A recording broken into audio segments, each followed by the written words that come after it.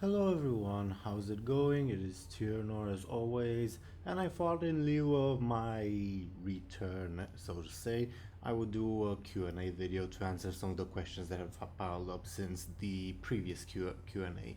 This will be a bit shorter than the last one because of the comparative number of questions. For the background footage this time I found that I had some footage laying about from the burning of Teldrassil, and I said, hey, let's just use that. It's easier for me than filming new background footage, I suppose, even though that's not much of a chore itself.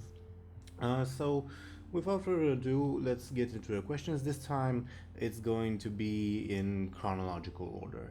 But before I get into some specific questions, let's address the general issue of where have you been, etc., etc., because that's by far the most common question that I get, and rightfully so. In short, I was busy with IRL stuff. Not much else to it. I got my master's degree in this period. This was my second year in my master's. I'm theoretically speaking, I'm a medieval historian now. I have a degree in medieval history. There you go. I'm also an editor at a popular history magazine now, so I got a full-time job. There you go.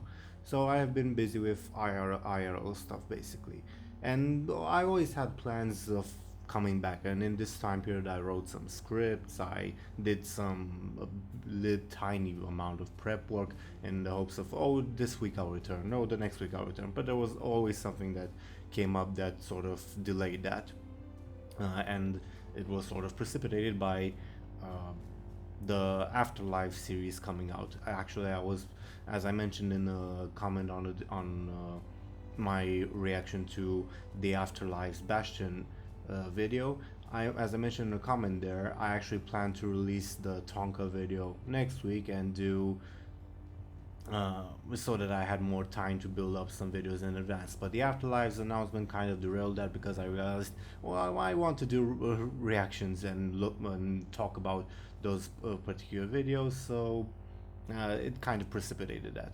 But no worries, there will still be videos, even if my stockpile is not quite as good as I would have hoped. There will still be videos coming. So in short, yes, that's where it's been. Oh, and I also got a cat. She's cleaning herself right next to me right now. She might pop up during this video, or she might make sounds. I kind of doubt it. She's a bit shy. She's not a lap cat, so you won't see me cradling her and showing her off to the camera, sorry.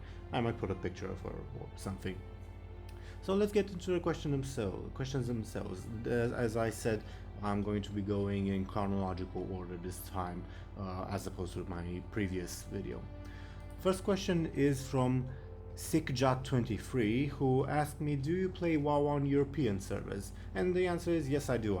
I'm European, I'm Romanian, even though most of my friends and colleagues who play WoW nowadays are on American servers. I don't really play with them, so yes, I do play on European servers when I play. I haven't really logged in almost a year, to be perfectly honest, not because of the state of the game necessarily, but I just didn't have time. It's not my preferred game genre, so when I had the free time, I usually played something else. Nothing against WoW itself. I know there's a lot of discussion about the current state of the game, but it's not really related to that. So yeah, that's the answer to your question. As to what server, I think it was Moonglade. Yes, it's Moonglade in Europe. You can feel free to talk to me in game if I ever show up in game, but that's once in a blue moon again. Sorry, I had to fix some microphone issues. Hope those weren't running for too long. Okay, next question is also from Sikja23. Who asked me, don't mind if I spam the comments in this video. No issues about that. You're helping the algorithm, I guess. So thank you. Your earlier videos were voiced by lots of guests. Is there a particular reason for that? Yes, multiple reasons actually. So when I first started off, I was well, not immediately, but I was a fan and involved with the production of a lore podcast called But Wait There's Lore, which was hosted on a YouTube channel called the Smoking Gamer. And as you can see, some of the earlier lore facts, not the earliest, but some of the earlier ones have the logo of the Smoking Gamer on it. And that's as over time I even got on the podcast and I got more so involved with the crew. And at the time, my microphone was very crappy. It was, I don't remember if it was a headset mic or a laptop microphone, but whatever, it was very crappy. And I said, and I thought to myself, well, this is a good way to get my other colleagues involved, and also a good way to uh, sidestep the fact that I had a crappy microphone. And occasionally, it wasn't just my colleagues that hosted. I also had some friends also made through that YouTube channel host them, etc. And eventually that channel broke apart. There's a whole drama thing about it that I wasn't directly involved in. It's complicated and I don't really care to get into it. But as it kind of broke off, I kept in touch with one person from that old show, Necroxus, and after a while, I asked him to continue to voice the lore facts the lore facts series for me, and he graciously agreed to do so. This was after again the breakup of the Smoking Gamer YouTube channel. At some point, he told me that he couldn't anymore, and then I just voiced them myself. It's as simple as that. I don't remember exactly when I got this better quality mic. It was sometime before I started voicing them myself, but nevertheless. So here we are today. Basically, I was involved in a larger YouTube channel, and I had people from there talking in my stead because I had a crappy microphone. That's the long and the short of it. Sorry for rambling so much. Next question is also from SickJa23, and he asked that I mentioned that I don't actively play WoW anymore, and there's nothing in the game that interests me other than quest lines. And I'm going to include my answer to this question in the video. And basically, no, there's not really much in the game that interests me at the moment. I started playing WoW because middle school friends introduced me to it, and I don't really keep in touch with those friends anymore. So obviously, I don't play with them anymore. Yeah, but at the time, especially in Wrath of the Lich King, I was a hardcore player and a hardcore raider at the time. I didn't play on Moonglade at the time, just as a side note, but I was one of the top mage DPS on the server, so I was a bit proud of that. But yeah, other than nowadays, I only play WoW for the quest lines or to jump in game to film some stuff for the channel.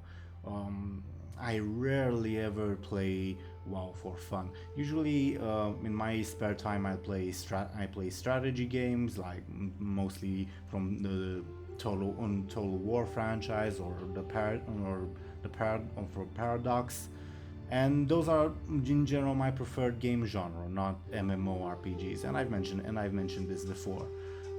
There's also a little weird graphical issue on my laptop. For some reason, World of Warcraft doesn't really like it when I play videos in the background, and the strategy games that I play allow me to play videos in the background. So that's also one reason I don't really play much WoW, because I tend to divide my attention, and the strategy games allow me to do that. World of Warcraft does not.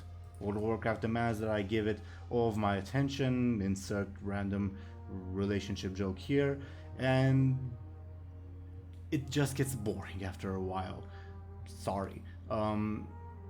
As an example of how I don't really like WoW that much, it took me 2 months, I think, to reach max level in Legion, and 5 or 6 to do so in Battle for Azeroth. The leveling experience in Battle for Azeroth was atrocious.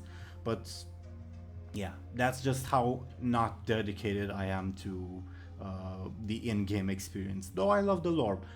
Mostly the secondary lore, not the main storyline, but there you go. That's why you're watching, I guess.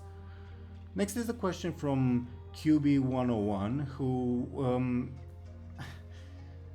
was a bit confused about the timeline of Warlords of Draenor and all of that. He commented on my Warsong Clan lore facts video, and he was confused. How did Grom and the rest of the orcs have brownish orange skins when all he knew that Grom was green skin? Don't you miss how the main issue regarding the lore was how the timeline of Warlords of Draenor worked instead of the current situation? Anyway, and I explained it to him how basically Warlords of Draenor is an alternate timeline in which Grom never turned green, but in our timeline he was brown, then turned green, then turned red, and then back to green, and he died green. There's some sort of message there, I guess. Next up is a question from Mikey Lejean, who asked me why don't the Centaur join the Horde, or perhaps he asked in general. And I also put my answer up there, and I said that basically the Centaur have an age-old enmity with the Tor, and then obviously by extension the rest of the Horde. And I mentioned the questline in I think it was Cataclysm, but it was also in Vanilla, I think, of how they were... No, it wasn't Cataclysm, sorry. They were coerced by circumstance into working alongside the Horde, and they didn't really like doing that. So I'm not seeing the Centaur joining the Horde anytime soon. Though, of course, weirder things have happened recently, yeah, well, the Voidos, the Zandalari, etc. It's complicated. Former enemies can join current factions. I mean, I guess the Blood Elves joining the Horde is the weirdest thing of all, but there you go. Next up is also a question from Sikja23, who asked me if I at the time was planning on delving into the BlizzCon reviews, and he would like to know my opinion on Shadowlands lore. And I responded to him at the time. And I did plan, whenever at the time was, to do videos on BlizzCon. I don't know, stuff popped up and that's why I didn't. But in hindsight, I'm glad that I didn't, because my initial reaction to Shadowlands was confusion and bemusement, I suppose, disappointment. I'm not entirely sure what the right word is. Then I gradually warmed up to the idea, and now I am a bit excited, I guess, by Shadowlands. So I'm glad I didn't do my initial reaction, because my initial reaction was based just on the announcement itself. And it was obviously based on incomplete information. And as I learned more and more, and as more stuff came up, again, I don't keep up with the beta. I just know what my colleagues and friends say on Twitter, some major important stuff, what Blizzard themselves announced, not in the beta itself, but yeah. As I learned more and more information, I warmed up to the idea and liked it more and more. What I suppose I should say what my initial apprehensions were. Well, first off, I dislike the way Sylvanas is used currently in the story. I think she should just get killed and be left in a ditch somewhere. Yeah. Not that I dislike the character, I just dislike the way they are doing her story from Legion to present day. I have warmed up a bit to her in the sense that how new information came up, but still that's still my main problem with the story today. And I was also in the camp of how the hell did she defeat the bloody Lich King? And again, as more information came up, I'm like, okay, I guess it makes sense, I'll accept it, let's move on. There's no point in dying on that hill, I guess. So that was one issue with the story. Another issue was the Shadowlands is the Shadowlands as a place, I mean, are not really something, if it weren't for this expansion, that I would be hyped to see, if that makes sense. For instance, before Battle for Azeroth, I loved the idea of seeing the South Seas and Kulturas and Zandalar. Before Legion, I would have liked to see the Broken Isles again, before they were retconned into being an entire continent and not just some islands that Gul'dan pulled up from the sea. Even I would have liked to see Draenor before everything turned to crap, so even Warlords of Draenor. But Shadowlands, before the announcement of the expansion, was just an occasionally mentioned footnote of this is maybe kind of the afterlife and it's somehow kind of related to death magic. This was basically the lore of the Shadowlands before the expansion was announced. And it's a completely blank canvas, so of course Blizzard can paint whatever the hell they want over it. And that's both good and bad in my opinion. But the bad side is that, well, there wasn't really anything to excite me over, oh, we're going to the Shadowlands, isn't this exciting? Well, they were just a footnote until now. I'm not sure what to be excited about. And again, as new information came out, I warmed up to the idea of the Shadowlands. And I think it's an interesting take on an afterlife in a fantasy universe. I think it has some potential, and I'm looking forward to seeing more and more. And of course, I'm interested and excited to see many of the characters that are slated to appear, because this is the afterlife after all. One of my main issues, and this is an issue with the format of World of Warcraft in general, is that they can't really use all of the characters they would want, even because of space constrictions. I mean, I would love to see not just, for instance, Draka, but also Durotan, Orgrim Doomhammer, etc., etc. You know that I'm an Orc fan, but they can't because there's only so much content that you can put in the game. But at the same time, Shadowlands is a bit more frustrating than, say, previous expansions were in this regard, because this is probably one of the only chances we will get to interact with the afterlife, well, except ghosts, etc., that we have in the past. And this is a unique chance to see some very interesting characters that have died. And of course we can't, because the format of the game doesn't allow it to. And obviously I don't blame the developers for this. It's just an inevitable obstacle that will somewhat hinder at least my experience, because as I said, oh, we see Draka, I would have loved to see Durotan, just as an example.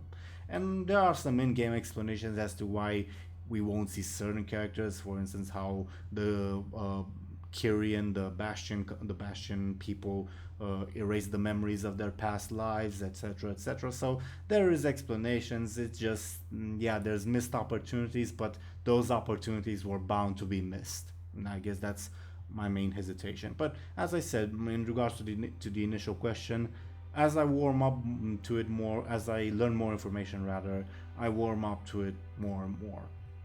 So there you go.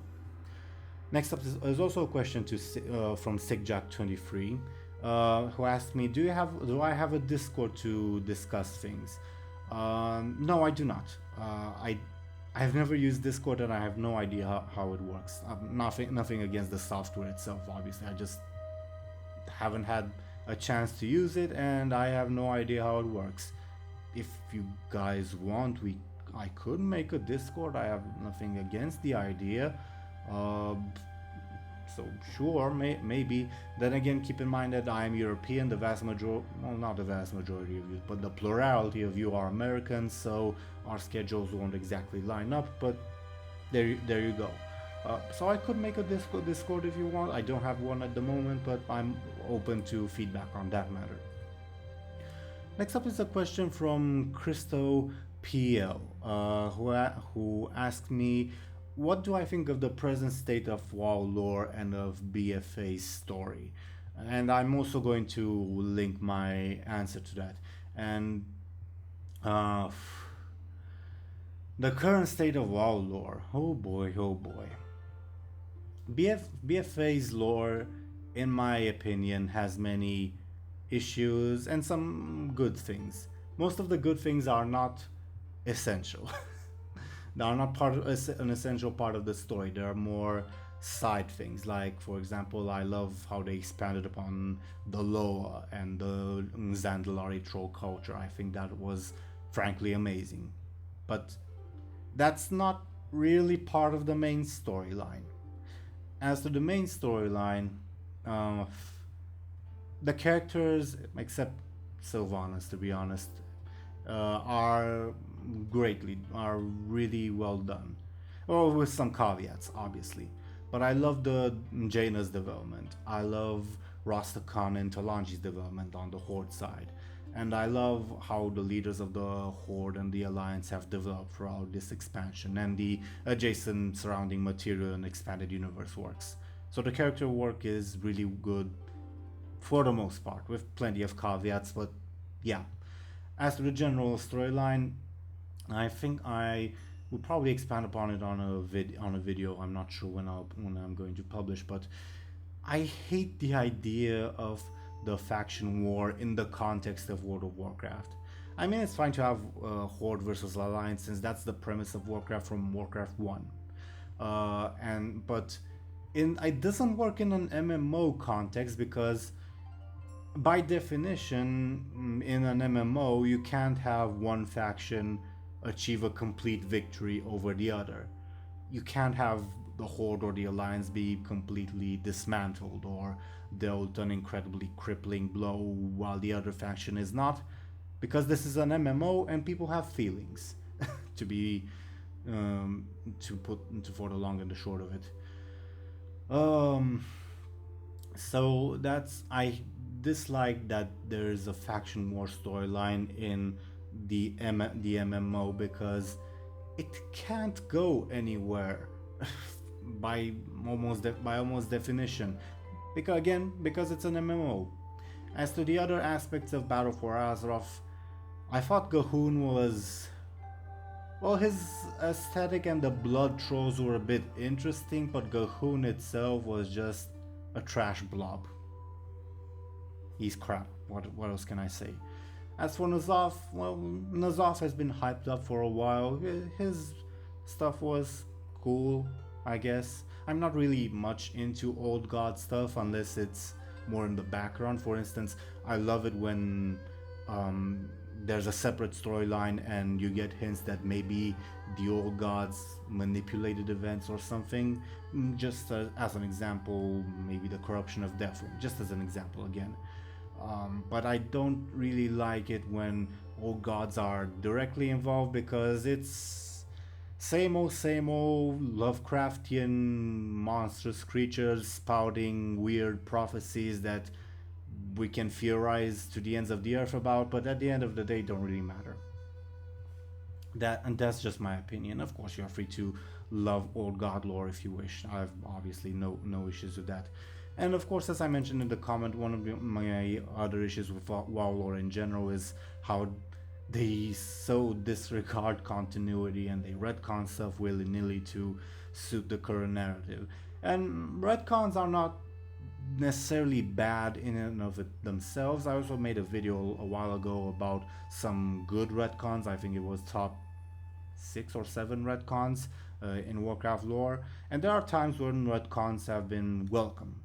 Certainly, but World of Warcraft does them so sloppily at times and also recklessly, for lack of a better term. I mean, willy-nilly, whenever they want, oh, let's do a story about this character, oh, but this certain aspect doesn't really fit with the story we're planning to tell, oh, let's just retcon that.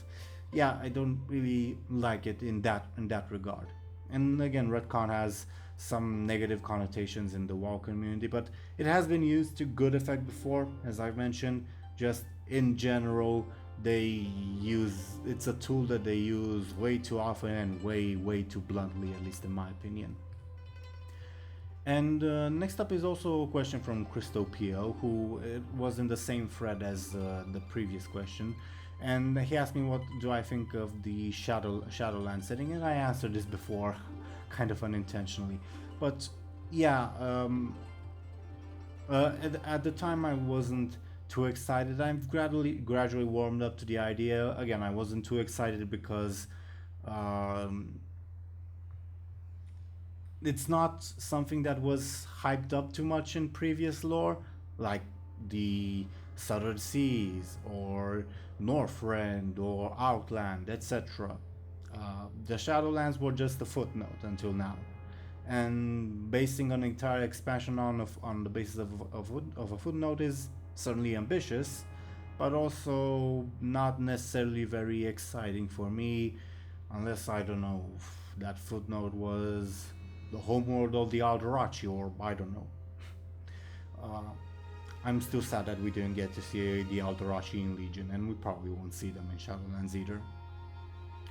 Uh, Next up is a question from Scientist Santa, who asked me if it's okay to use a video on one of my videos on his subreddit, and the answer to that is yes. It's fine to use my videos. Just give credit where credit is due. There's already a Russian channel that's stealing the content of my videos, and I'm not really a fan of it. But yeah.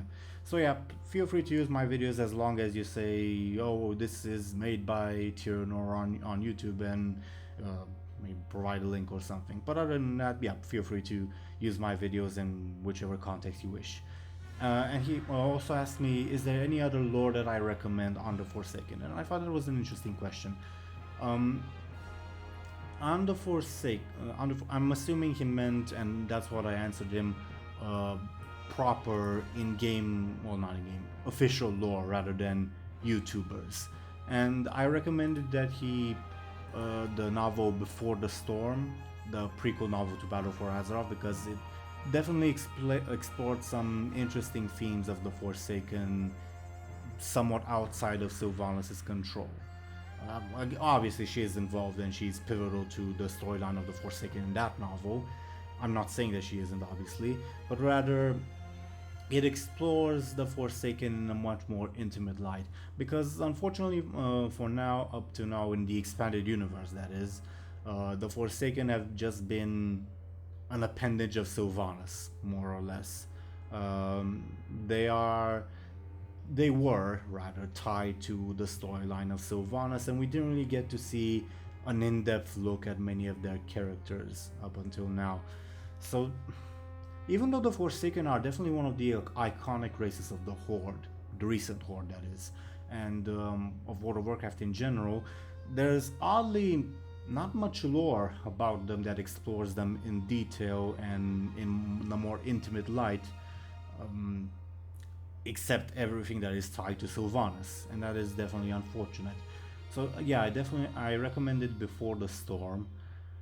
I would not recommend the short story Edge of Night, because it is just Sylvanas lore, and the only Forsaken parts are, oh, we're lost without Lady Sylvanas, Sylvanas, please save us. Which is not really a good thing for the Forsaken lore, unfortunately.